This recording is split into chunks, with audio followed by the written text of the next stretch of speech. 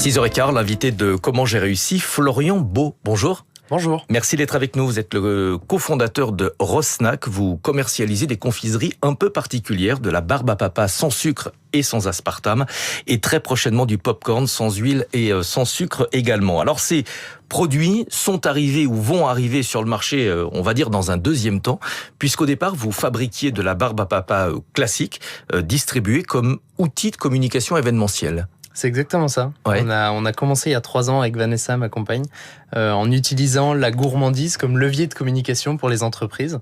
C'est de là où l'histoire a commencé.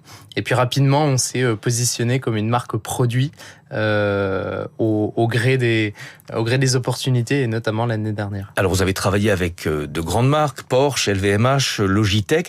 Ça fonctionnait plutôt bien, mais les marques ont commencé à vous demander des produits plus sains, puisque je crois que dans 100 grammes de barbe à papa, il y a 98 grammes de sucre. Ah ben exactement, la barbe à papa, c'est que du sucre. Donc en fait, c'est que du glucose, donc le mauvais sucre, le sucre raffiné.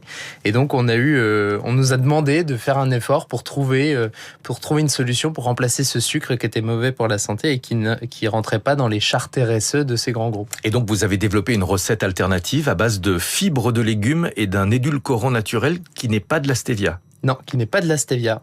C'est la grosse force. Aujourd'hui, on a développé notre propre recette, notre propre substitut au sucre après 1 an et demi de R&D où on est allé chercher du côté des légumes. Donc, on a utilisé des fibres de légumes, notamment la chicorée, pour ne pas la citer.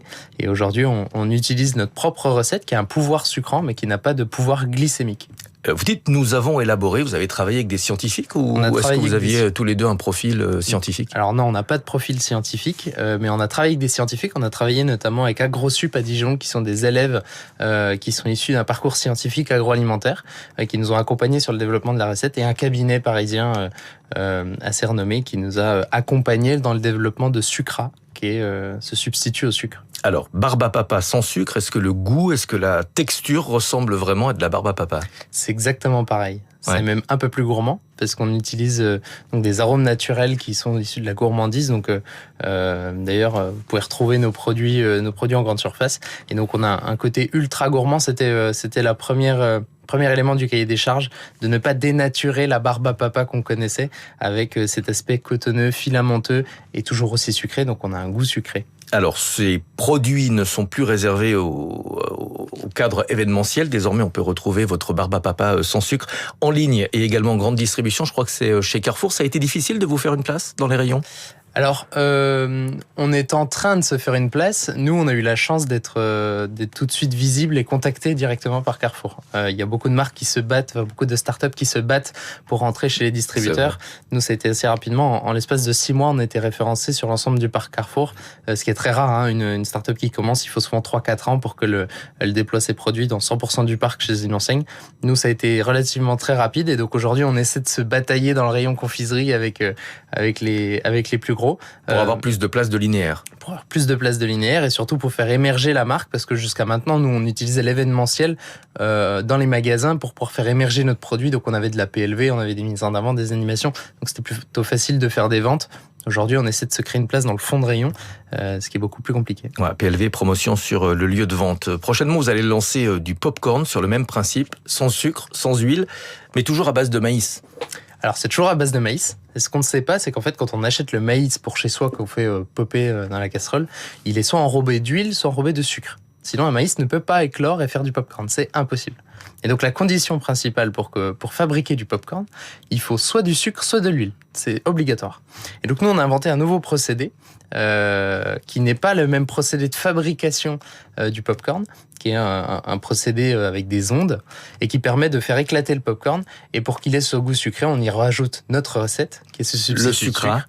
pour en faire un popcorn toujours aussi gourmand. Donc on en fait à la framboise, on en fait au cacao, on en fait même au salé, parmesan, thym, romarin, par exemple. Alors, votre barbe à papa est classée Nutri-Score A. Ce sera également le cas pour le popcorn? Exactement. Pareil. C'est vous-même qui fabriquez les produits, sans passer par un sous-traitant. Vous avez aujourd'hui 9 ateliers de production en France. Comment est-ce que vous avez développé cette capacité? J'imagine que ça représente un investissement important. C'était un investissement très important et en fait, on n'a pas eu le choix. parce qu'il n'existait pas d'industriel qui faisait de la barbe à papa, encore moins sans sucre. Et donc on a dû, au début, on a comme toutes les startups, on a commencé dans notre cuisine, puis dans un garage, puis dans un atelier. Et aujourd'hui, au vu de la demande et de la demande croissante, notamment via la grande distribution, on a dû trouver des solutions.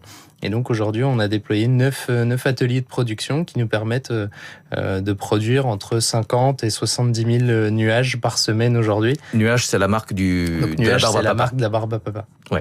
Démarrer dans un garage, vous savez que ça porte bonheur aux États-Unis. De grands groupes ont démarré dans des garages, Apple, Amazon notamment. Tout a été financé sur vos fonds propres. Est-ce que vous allez continuer de vous développer de cette façon ou est-ce que vous envisagez de faire appel à des investisseurs? Alors, on fait pas partie de ces startups qui vont lever des millions d'euros pour nos beaux yeux.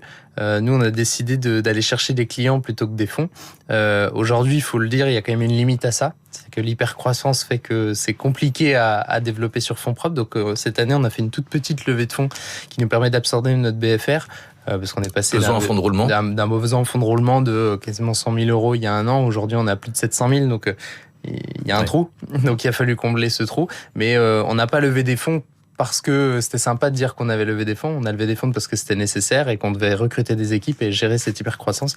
L'idée, c'est de continuer à développer le plus possible sur nos fonds propres, bien qu'on ait des grosses ambitions internationales. Donc, Est-ce que vous avez été approché par de grands noms de l'agroalimentaire? Est-ce qu'ils vous regardent avec intérêt? Est-ce qu'ils s'intéressent à vos produits?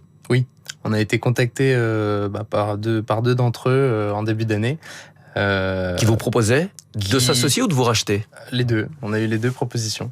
Ouais. On a eu les deux propositions et à 23 et 24 ans, on n'a pas forcément d'intérêt de vendre tout de suite. Et nous, on le fait pour le projet humain. On a envie d'accompagner nos équipes. On est heureux de travailler comme ça. Donc, on s'est donné 10 ans avec Vanessa pour développer une belle boîte avec des valeurs qui sont celles qu'on a envie de faire inculquer aux jeunes. Donc, on continue de développer la société comme ça. Et si un jour on a la chance de vendre, on le fera. Merci beaucoup, avec pour objectif de lancer un nouveau produit par an. Merci Florian Beau, cofondateur de Rosnac. Le produit s'appelle Nuage pour la barbe à papa. Il est disponible il sera disponible très prochainement dans les rayons du groupe Carrefour. À suivre Nathalie Janson pour les classiques de l'économie.